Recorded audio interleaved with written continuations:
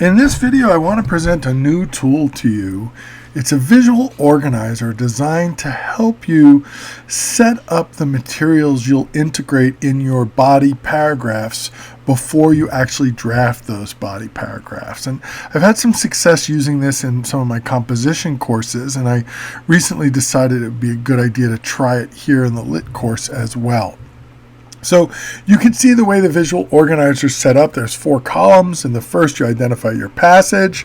In the second, you draft your claim.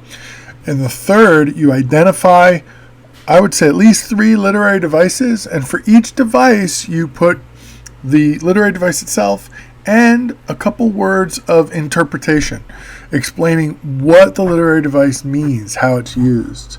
And then you do a cultural context or concept. One's enough, but when I do these charts, I like to list any that I can think of because then I have lots of options when I draft my paragraph. And this is not meant to be the final structure of the paragraph. You can change once you actually start drafting, but it gets you thinking and it gets you organized. And it can also help you see, have I really selected passages that will make a difference? That will really work, that will have enough language for me to analyze. So I guess make a difference is a weird phrase. I think make an impact on the paper by having lots of material I can work with. And if it doesn't look good on the visual organizer, there's a good chance it won't look good in a body paragraph. So let me show you the one that I did. This is for Song of Solomon, and I zoomed in on the discussion that Milkman has with Guitar on page 104, 105. Right after Guitar has said to him, "You're not a serious person," Milkman shares this dream about his mom. And I thought it'd be interesting to look at this dream conversation as an example of the cultural tension between human agency and determinism. So the passage, I've told you what it is. I probably should have put the page number there. In fact, let me do that. I think it's a good idea when you identify your passage to put in your page numbers so you have that reference right there for yourself. And then I write out my claim, and right now it's just a draft. Morrison uses Milkman's description of his mother being sworn by tulips to, see, I left out a word. It's always a very rough draft. By tulips to critique how a variety of forms of social and cultural determinism threaten the agency of African Americans.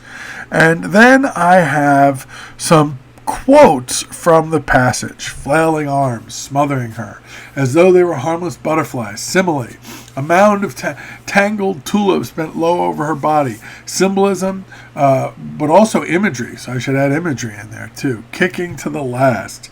But it's just such a crazy symbol, right? This mound of tangled tulips. Great image, great symbol. And then, why didn't you go to help her? Guitar's ironic question, pointing out that Milkman isn't a serious person, right? That he's so self-absorbed, or I would argue so disempowered and disengaged that he doesn't act to help his mother, which is all the more poignant when you have Milkman claiming this really happened. Anyway, notice for each one, I've also included some thoughts in terms of interpretation. So I'm not only providing a quote, but I'm offering here in the visual organizers some ideas for the interpretation. Look, I didn't label this one here. I3. And you're noticing, just to sort of stay organized in the visual organizer, I am identifying the literary device and the interpretation language.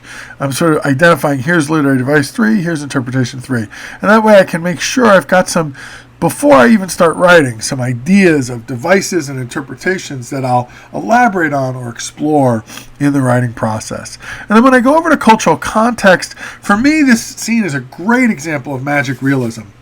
And so I would want to talk about the literary movement of magic realism that I shared with you in my last lecture, and Morrison's engagement with it.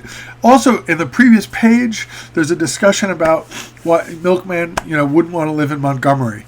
And it, of course, it's a reference to the Montgomery boycott and the various other civil rights actions that were taken in Montgomery. And then just the general idea that this passage takes place in 1962, which opens up interesting interpretive possibilities possibly when I draft my paragraph. So what we want to do for our visual organizer is do this 4 times. And you will notice that we are going to look at only 4 passages for this paper.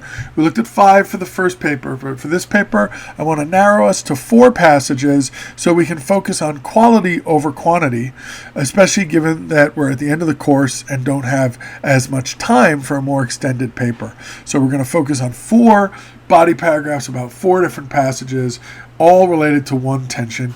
Add our intro, add our conclusion, and voila, paper number 2. But at this point, we're trying to organize for that paper before we start drafting. Hopefully this will make it easier for us to quickly draft the paper. All right, feel free to email, call, or text if you have any questions. I look forward to seeing your work.